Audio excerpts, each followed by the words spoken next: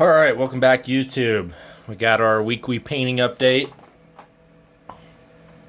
Slowly making progress towards the first, I guess the first, not even the first half, just the first part of the Persian army, because as some of you guys know that watch these videos, I'm making complete force. It's going to be suitable for both early and late Achaemenid periods, because honestly, it's just an extra, 60 or 70 miniatures to do so. But I'm focusing, or at least I'm trying to focus, on the early Achaemenid first, and that is because my battle through history is starting at Marathon, and that's considered the early part of the Achaemenid period. Now, with that said, I actually have already painted one unit of cavalry and one unit of Kardaka for the later period, but that was just because I found really good deals on those miniatures, and I bought them, and then I painted them. Probably, if I wanted to be the most efficient with the use of my time, I would have bought them and then kept them in the lead pile, and then just exclusively worked on stuff that was going to be used for these battles. But the Victrix order showed up a couple weeks ago. Took almost a month from when I ordered it to when it showed up, so it put me behind a couple weeks in my painting schedule, unfortunately. But this week I did get 20 more Persians painted. I got 8 spearmen painted that will finish out my last unit of Sparabara. So my last 32-man unit of Sparabara, and then 12 slingers that will be, part of the skirmishing force there. I only have to do like axe and spearheads, beards, and sword hilts. So more or less. Oh, and I got to put the varnish on them. That's why some of them are really shiny. But yeah, other than that, they're more or less done. I'm not gonna lie, I painted the slingers to a very poor, low standard. I'm not actually very happy with them, but sometimes that happens. I typically shoot 9 for 10 with how I intend to get a miniature painted, or a unit of miniatures painted. I don't always try, I try to set realistic expectations for myself.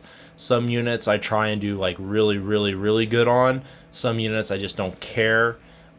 These I cared. I don't, for whatever reason. I wanted to paint them to a decent standard, these slingers, but it just didn't happen that way. So I ended up not getting a lot of love. Honestly, out of all the units I own, with the exception of my Prince Rupert guys that I did for my English Civil War, these are probably some of the worst. But that's okay. They're slingers, so it's not that big of a deal. So I'll give some close-up shots here, and I'll talk a little bit more about the project. So you can see here, I didn't really do anything on these slingers. They got base coats, they got a wash and a highlight. Straight up. That's all they got. Didn't do any patterns on them. I needed to dilute the Agrax Earthshade on the yellow more. I did not. That's why it kind of looks like shit. It was way too thick. But yeah.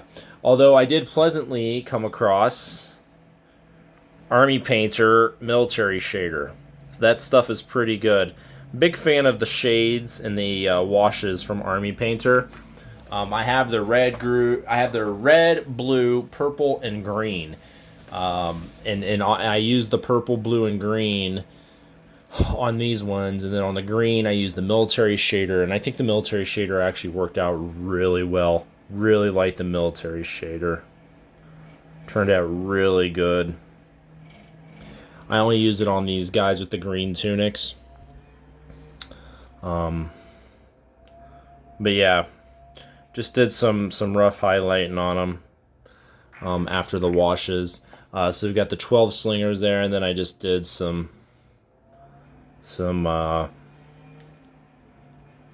spearmen just to match the 24 bowmen.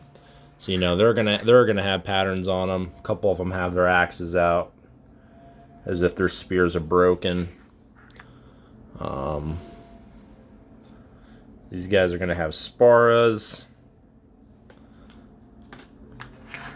This guy with the floral pattern, or whatever you want to call it. So yeah, we got those 8 guys. After this, I actually got the 4 remaining slingers to fill out the unit. But then I'm gonna do those guys. I'm gonna do a 4 or 5 man command base, and then I got 20 Takabara guys ready to go. So those are gonna be javelin men with the crescent shields. So I got those guys. They're all assembled and ready to go. So I think that's 30 miniatures, like 27 miniatures or something, that are ready to go. I plan on starting on them. Unfortunately, I need to base all of these guys. I gotta do their shields, and I need to base them, and that's gonna take time. So my goal is, I would really like to, today's Friday, I'd really like to, by tomorrow, have the shields done, and then have them completely wrapped up Sunday, and then start on the next group. And I do gotta base some Germans too. I'm picking up the tripod, so it's gonna be a little. No, it's not wanting to. It's being difficult. Yeah, and I got these Germans I need to base that I painted last week, or I finished last week. So I got to find time to base them too. I want them to get based and put away. But yes, so that is where we're at with those. Still in the mail. We have more Persians arriving from Casting Room Miniatures. I ordered some guard figures. I ordered their civilian set, which includes the Great King. I ordered some horse archers, and I think that's it. So that'll be my unit of horse archers and another command vignette. This one will be of the king, and I also have a chariot, because I'm going to do 2 different versions of the Great King. One on a chariot, and one, with his entourage and wife and servants and all that, and guards and all that shit. So that those will, and I think 4 commands will probably be appropriate for this army. Because what I'll have is I'll have a mounted general, I'll have a dismounted general, and then I'll have 2 versions of the Great King. And I think that'll be sufficient for this army. Other than that, the only thing really left to buy for this army is I did finally do the numbers of what I got left of the Vitrix kits that I bought that came in a couple weeks ago. I've already assembled over half of them. And I think what's going to end up happening is I need another box of heavy armored spearmen. So I actually won't need to actually do any molding with the shields, as some guys suggested with green stuff, which was a very good idea. And I was about ready to pull the trigger on it, but then I was like, well, let me just count and make sure I have everything I need. And for me to actually do a unit of spear bearers, like King's Guard, 10,000 spear bearers for the early period, and then do like a later period King's Guard, I actually need another box of miniatures anyways, so I'll be able to get the shields I need from the second box, because the later period guys are going to have Aspis, and then I'll need a box of the light cavalry to have with javelins, and then I do want to get 2 Sith chariots, and I wouldn't mind getting 2 elephants as well.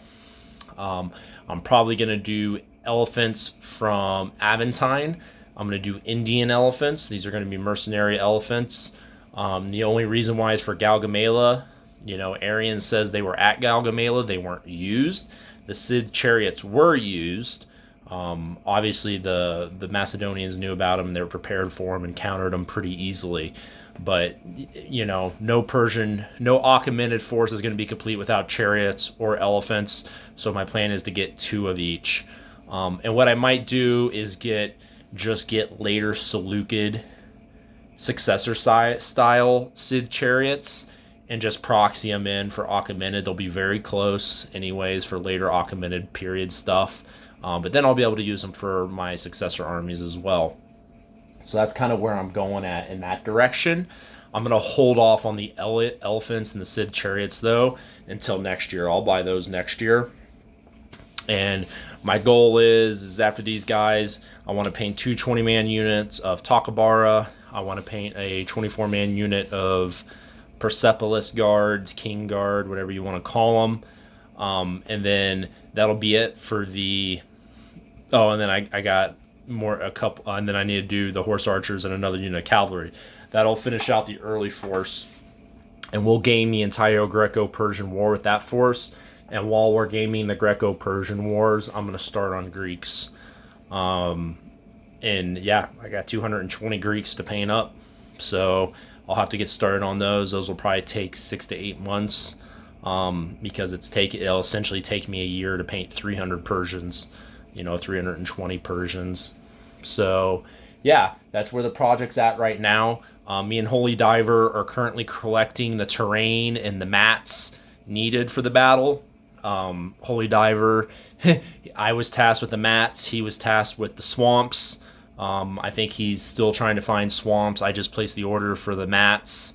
And yeah, so we're getting close. We're getting real close to being able to do the battle. Unfortunately, the late arrival of the Vitrix order might push the battle back a couple weeks. It might be in the middle of September instead of the end of August. I know I've unfortunately went over on my goal of getting the battle, completed and put on his channel by the end of August. I don't see how it's going to happen, because I still have to paint 40 more miniatures, or like 34 or something like that before we can even do the battle. So, and I'm a good painter, and I could do that in a week. But the problem is next weekend I'm going backpacking with my wife, a 28-mile backpacking trip here in the Uintas in Utah. So I won't be doing any painting at all next weekend, 0. So yeah, that's what's going on with me. I'm gonna still push ahead here. We're still gonna get the battles done. Until next time, guys, keep on painting.